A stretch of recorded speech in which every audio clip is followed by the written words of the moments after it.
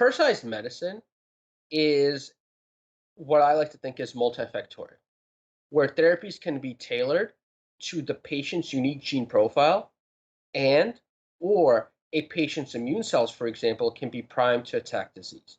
Regarding the latter, I was fortunate to have been trained by one of the fathers of CAR T cell therapy.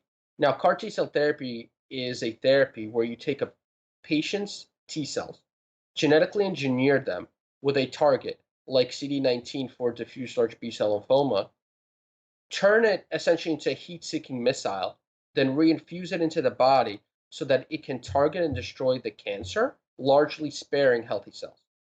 This therapy received FDA approval in 2017. And the BMS CAR T cell product that was approved in February of 2021 was actually made in our lab. I contributed the next generation of these therapies, where I made the gene targeting platform.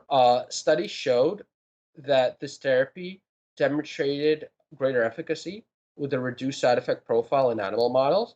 And then it was later acquired by a smaller pharmaceutical company that received FDA approval last year to start clinical trials, and most recently was purchased by a larger pharmaceutical company that is incorporating this technology into its into the next generation of its immunotherapy.